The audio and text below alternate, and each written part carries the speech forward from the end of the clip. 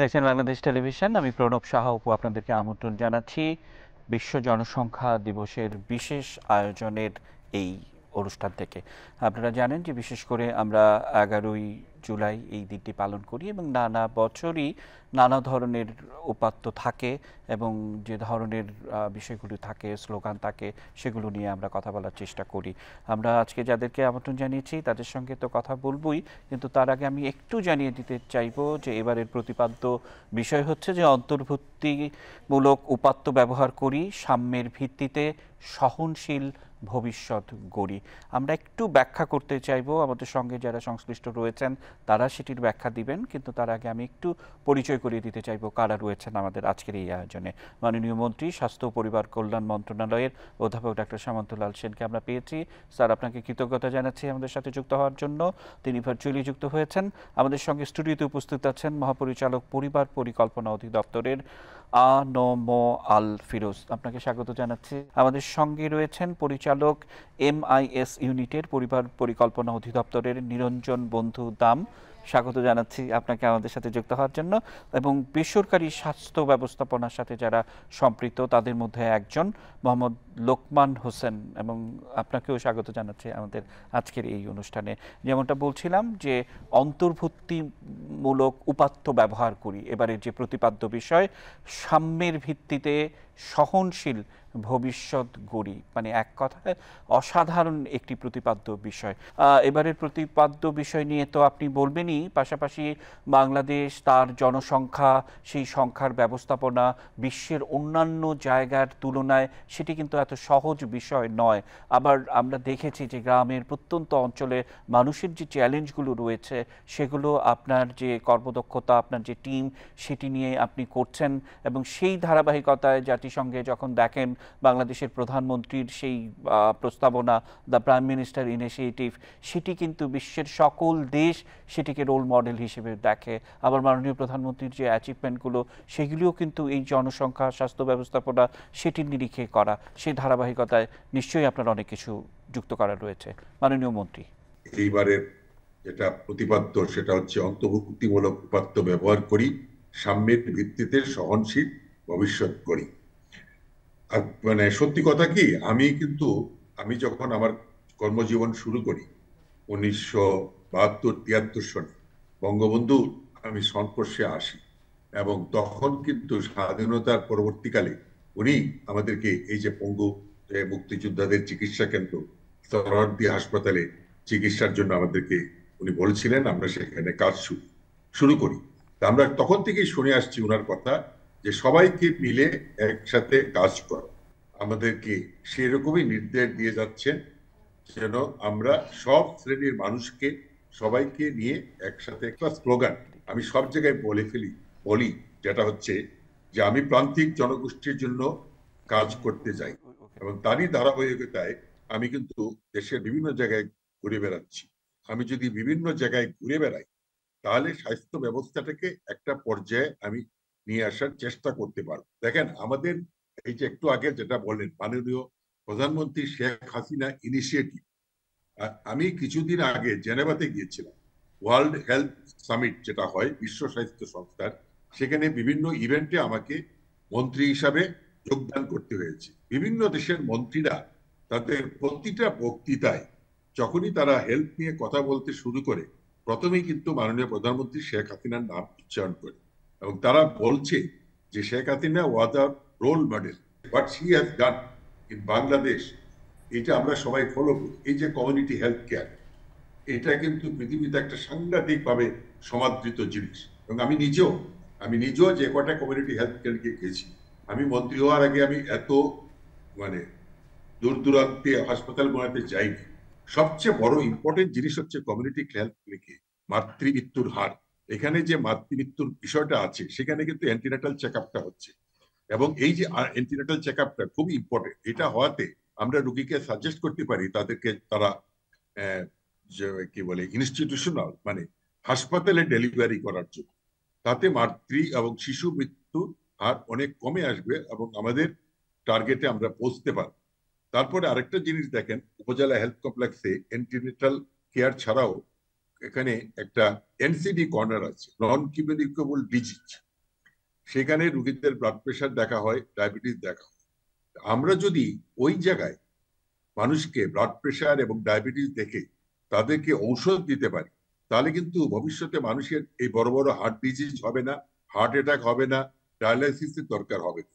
তাহলে বিষয়টা হলো বঙ্গবন্ধুর সেই কথাটা, সেই জিনিসটা, যে গ্রামীণ পর্যায়ে মানুষকে চিকিৎসা সেবা পৌঁছে দিতে হবে, সেই টার্গেটে যদি আমরা কাজ করি, আমার মনে হয় আমরা বাংলাদেশে একটা ভালো স্বাস্থ্য ব্যবস্থা ফিরিয়ে নিয়ে আসতে পারবো, যেটা মাননীয় প্রধানমন্ত্রীর অঙ্গীকার। মাননীয় মন্ত্রী, অসংখ্য ধন্যবাদ এবং কৃতজ্ঞতা। আবারও আপনার সাথে যুক্ত হব। আমরা এবার স্টুডিওতে যারা রয়েছেন, বিশেষ করে আনোম আল ফিরোজ, মহাপরিচালক পরিবার পরিকল্পনা অধিদপ্তরের। এই যে বিষয়টি আমরা পালন করি, এর একটা তাৎপর্য রয়েছে, ছোট্ট করে যদি একটা ভূমিকা দর্শকদের উদ্দেশ্যে বলেন। আপনি জানেন যে এই দিবসটার 11 জুলাই হওয়ার পেছনে একটু কারণ আমি যদি বলি, 1987 সালের 11 জুলাই হচ্ছে আমাদের বিশ্বের জনসংখ্যা 500 কোটিতে রূপান্তরিত হয়। 500 কোটি হওয়ার কারণে ওই দিবসটাকে আমরা একটা মাইল ফলক হিসেবে চিহ্নিত করি এবং জাতিসংঘের সাধারণ পরিষদে এটা আমাদের কাছে একটা সাধারণ প্রস্তাব গৃহীত হয় যে এই দিবসটাকে কীভাবে আমরা পালন করতে পারি। এটা 1990 সালে বিশ্ব পরিবেশের সাথে সম্পর্কিত হিসেবে বিশ্ব জনসংখ্যা দিবস হিসেবে পালনের সিদ্ধান্ত করা হয়। সারা বিশ্বে বিশ্ব জনসংখ্যা দিবস হিসেবে এটা গৃহীত হয়, যাতে করে পরিবেশ, মানুষ, জনসংখ্যা এবং এদের নিয়ে আমরা একটা নতুন ভাবনা করতে পারি। এবার প্রতি বছরই প্রতিপাদ্য বিষয় একটা নির্ধারিত হয়। এবারে যেমন প্রতিপাদ্য বিষয় অন্তর্ভুক্তিমূলক উপাত্ত ব্যবহার করি, সাম্যের ভিত্তিতে সহনশীল ভবিষ্যৎ গড়ি। এই যে আমাদের প্রতিপাদ্য বিষয়, এই প্রতিপাদ্য বিষয়তে একটা বিষয় যেটা লক্ষ্য করা যায় সেটি হচ্ছে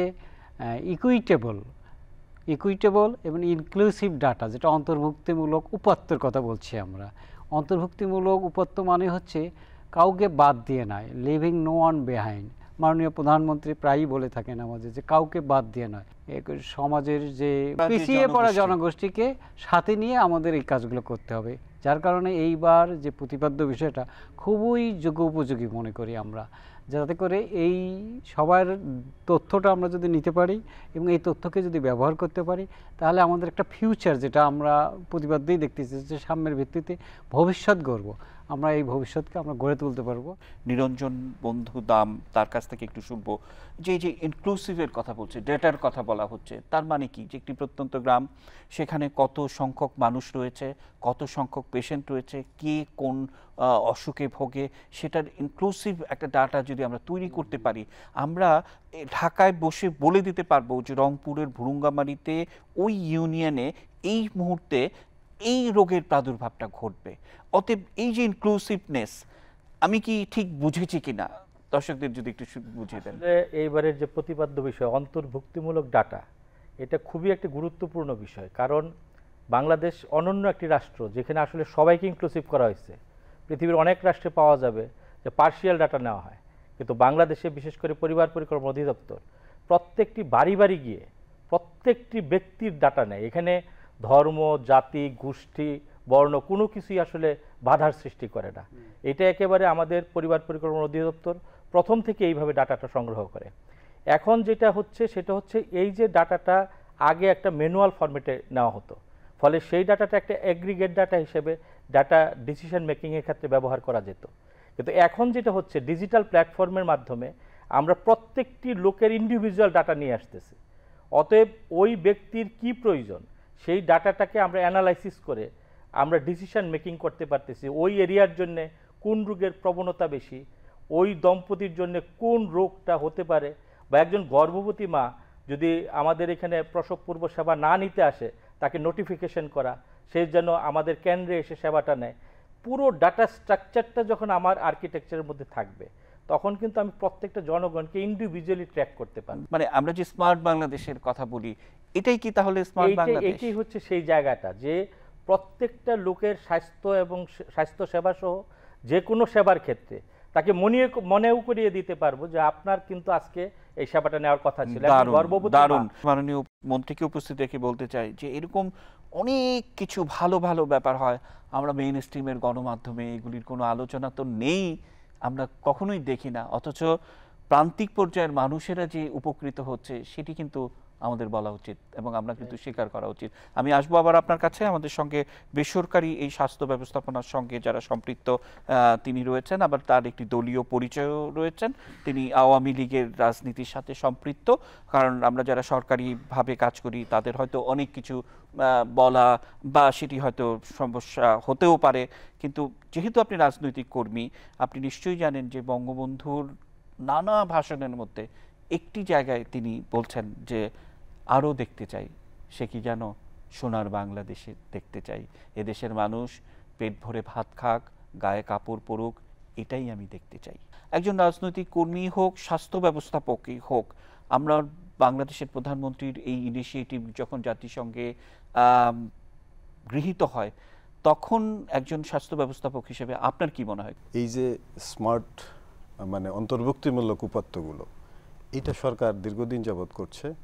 এর মাধ্যমে যেটা হচ্ছে যে একটা মা কি পরিমাণ মানে প্রেগনেন্সি অবস্থায়, গর্ভবতী থাকা অবস্থায় কি পরিমাণ খাচ্ছে, এই উপাত্তগুলা, এই তথ্যগুলা যখন নিয়ে আসতেছে ওনাদের বিশেষজ্ঞ টিম, সেটার জন্য একটা স্কিম তৈরি করে যদি ওই মাকে দিতে পারে যে কতটুকু পরিমাণে তার প্রোটিন গ্রহণ করতে হবে, কতটুকু পরিমাণ মানে ভিটামিন গ্রহণ করতে হবে, এই যে অন্তর্ভুক্তিমূলক মানুষের সুরক্ষা দেওয়ার জন্য, স্বাস্থ্য শুধু চিকিৎসাই না, কিন্তু সুস্বাস্থ্য দানের জন্য কিন্তু তাকে গাইডলাইন দেওয়া, এই জায়গায় আমাদের মহান নেতা বঙ্গবন্ধু শেখ মুজিবুর রহমান, উনি সবসময় মানুষের মুক্তির লক্ষ্যে কাজ করছে, স্বাধীনতার লক্ষ্যে কাজ করছে। তার বক্তব্যগুলো অত্যন্ত বাস্তবধর্মী এবং আবেগপ্রবণ। কীরকম যে উনি বলতেন, আমার দেশের মানুষ পেট ভরে ভাত খাবে, মুক্ত আকাশে ঘুরে বেড়াবে, স্বাধীনভাবে বাস করে, এই জাতি হবে একদিন উন্নত। বিশেষ করে আমাদের সঙ্গে অধ্যাপক ডক্টর সামন্তলাল সেন, তিনি বলছিলেন আমাদেরকে তার এই বিষয়গুলো। আবার আপনার কথার সূত্র ধরে আবারও একটু তার কাছে আমরা একটু যাব। ডক্টর সেন, যেমনটা আপনি শুরুতে বলছিলেন যে প্রান্তিক পর্যায়ের স্বাস্থ্য সেবা, আবার এই মুহূর্তে যেমনটা নিরঞ্জন বন্ধু দাম বলছিলেন যে স্মার্ট বাংলাদেশ আমরা বলছি, এটি যে একটি অন্তর্ভুক্তি ব্যাপার, এই বিষয়টি যে আমার স্মার্টফোনে নোটিফিকেশন আসবে। আবার আমার বাংলাদেশের প্রধানমন্ত্রীকে আমি দেখি যে তিনি অতি সাধারণ মানুষের মতো 10 টাকায় টিকিট কেটে তিনি চোখ পরীক্ষা করান। একজন মন্ত্রী হিসেবে সেই ধারাবাহিকতায় নিশ্চয়ই আপনার অনেক কিছু যোগ করার রয়েছে। মাননীয় মন্ত্রী, আমাদের যে স্থানীয় সংসদ সদস্যরা আছে, তারা যদি তাদের উপজেলা হেলথ কমপ্লেক্স থেকে মাঝে মাঝে গিয়ে ভিজিট করেন, ওইখানে গিয়ে তারা নিজের ব্লাড প্রেশারটা চেক করান, তাদের ডায়াবেটিসটা দেখান, তাহলে কিন্তু মানুষের আস্থা ফিরে আসবে। মানুষ কিন্তু তখন হাসপাতালমুখী হবে, মানুষ বুঝবে যে না, এখানে ভালো চিকিৎসা হয়। আজকে মাননীয় প্রধানমন্ত্রী বঙ্গবন্ধু কন্যা, এই যে ওনার চক্ষু দেখান কোথায়, উনি চক্ষু দেখান আই ইনস্টিটিউটে। উনি ওনার কিছুদিন আগে আমি ওনাকে নিয়ে গেছিলাম গাজীপুরে বঙ্গমাতা ফজলুন্নেসা হাসপাতালে, ওনার কিছু পরীক্ষা, সেখানে কিন্তু উনি ওখানেই করছেন। এবং উনি আমাকে বলছেন যে না, আমি এখানেই সবকিছু করবো, আমি বাইরে গিয়ে করবো না।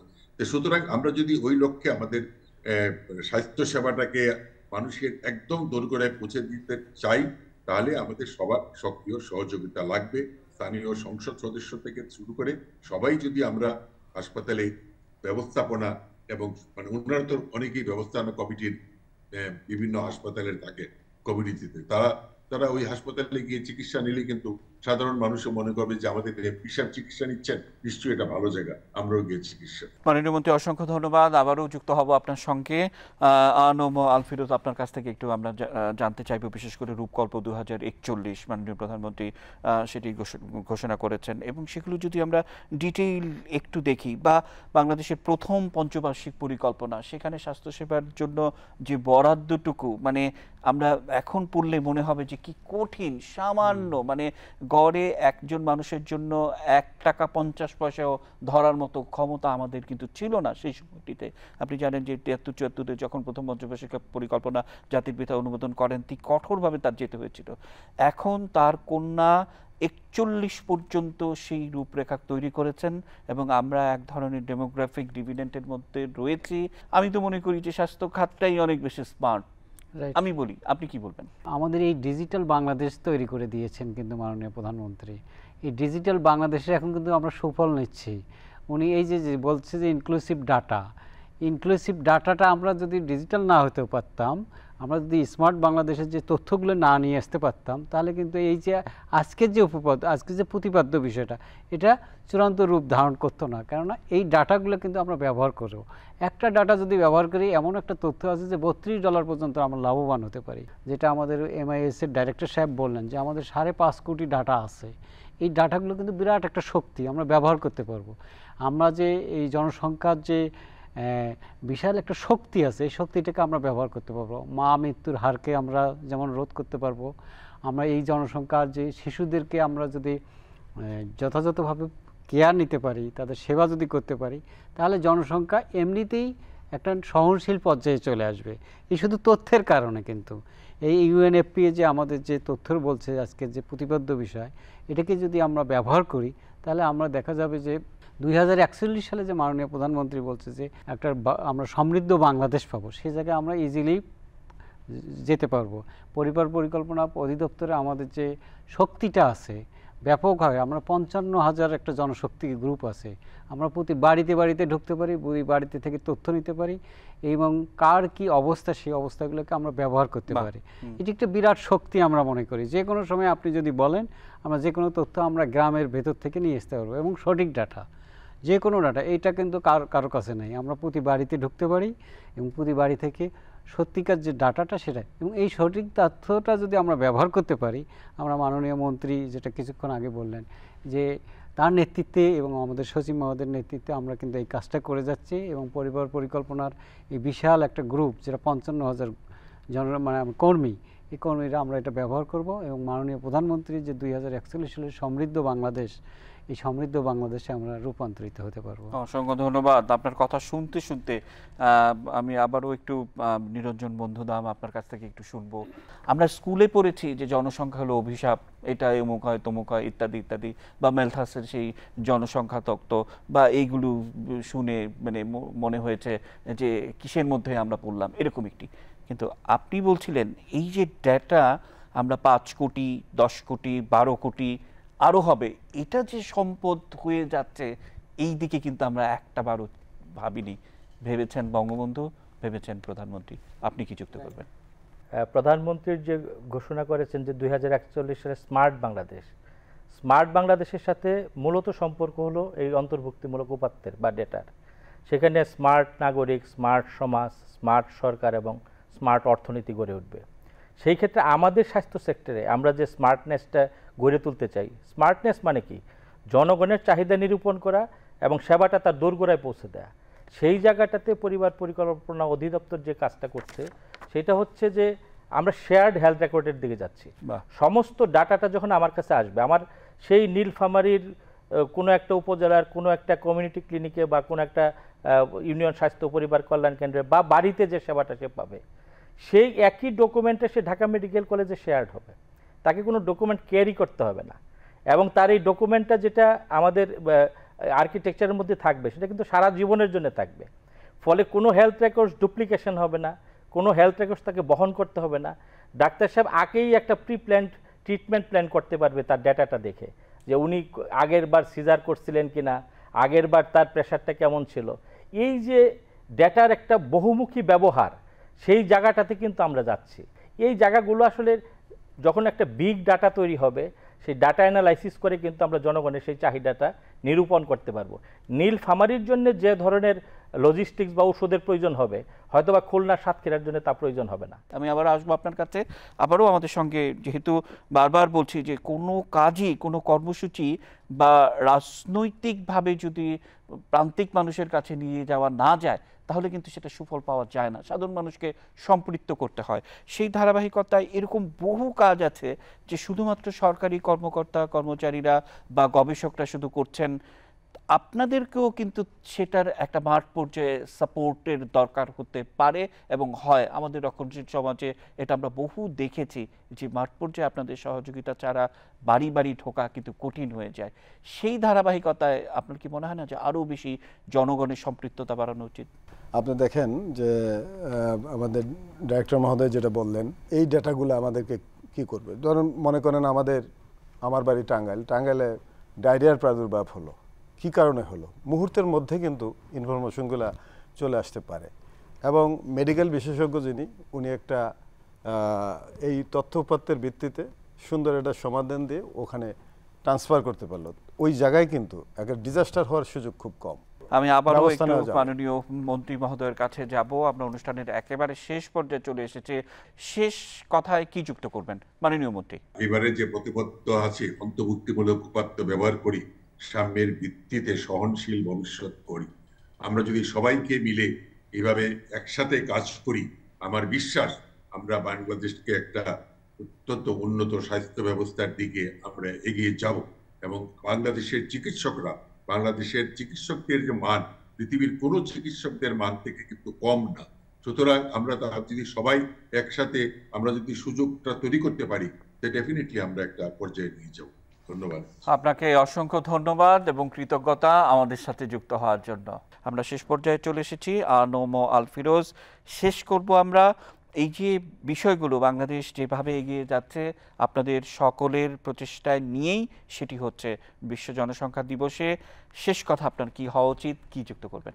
প্রতিপাদ্য বিষয়টা যে ডাটা, ইনক্লুসিভ ডাটা এবং এর ভবিষ্যৎ এবং সাম্য ব্যবস্থা, এই জিনিসটাই একীভূত হয়ে গেছে। আজকের এই যে প্রতিপাদ্য বিষয়টা এবং মাননীয় প্রধানমন্ত্রীর যে ভাষ্যটা, যে আমাদের জনগণকে সমৃদ্ধ বাংলাদেশে 2041 সালে নিয়ে যাব এবং এই ডাটাকে ব্যবহার করব, সেটাতে আমরা যেতে পারবো। এটাই আমার হচ্ছে আজকের এই দিবসের প্রতিপাদ্য এবং এই দিবসের আমার প্রত্যাশা। আমাদের সঙ্গে মোহাম্মদ লোকমান হোসেন আছেন, শেষ কথা কি যুক্ত করবেন? বঙ্গবন্ধুর যে এই আবেদন, সেটা হলো যে উনি মানুষের কথা ভাবতেন, সকল মানুষের কথা ভাবতেন। সেই আবেগ থেকে, সেই প্রত্যয় থেকে, সেই করার একটা আবেদন থেকে সকল মানুষকে, সকল নেতা কর্মী সহ সকল জনসংখ্যাকে বলে গিয়েছেন, তোমরা গরিব মানুষকে ছেড়ে দিও। রাষ্ট্রও কিন্তু সেই দিকে যা কিছুই ঘটুক সাধারণ মানুষের পাশে থাকতে হবে। আমরা শেষ করব, যেমনটা বলছিলাম, নিরঞ্জন বন্ধুদাম শেষ কথায় কি যুক্ত করবেন? সবার তথ্য আমার কাছে যখন থাকবে, তখন আসলে ডিসক্রিমিনেশন হওয়ার সম্ভাবনা কমে যাবে এবং সেই তথ্যগুলো যখন আমি ব্যবহার করব, আমরা সেই সাস্টেনেবল ডেভেলপমেন্ট, যেটাকে আমরা বলতেছি সহনশীল ভবিষ্যৎ, সেটা বিনির্মাণ করতে সক্ষম হব। আমি আশা করি যে আজকের যে প্রতিপাদ্য বিষয়, এই লক্ষ্যে যদি আমরা সবাই মিলে কাজ করি, একটা অন্তর্ভুক্তিমূলক উপাত্ত তৈরি করতে পারি এবং এটা যদি স্ট্রাকচারে নিয়ে আসতে পারি, সাম্য প্রতিষ্ঠিত হবে, সহনশীল ভবিষ্যৎ গড়ে উঠবে। অসংখ্য ধন্যবাদ এবং কৃতজ্ঞতা মাননীয় মন্ত্রী আনোম ফিরোজ, নিরঞ্জন বন্ধুদাম এবং মোহাম্মদ লোকমান হোসেন, আপনাদের প্রত্যেককে শুভেচ্ছা, কৃতজ্ঞতা, অভিনন্দন জানিয়ে আজকের আয়োজন এখানে শেষ করতে চাই। দর্শক, এই ছিল আমাদের আজকের আয়োজন। আবারও দেখা হবে বাংলাদেশ টেলিভিশনের নিয়মিত অন্য আয়োজনে। সে পর্যন্ত ভালো থাকবেন এবং সব কিছুর আপডেট পেতে চোখ রাখবেন বাংলাদেশ টেলিভিশনের পর্দায়।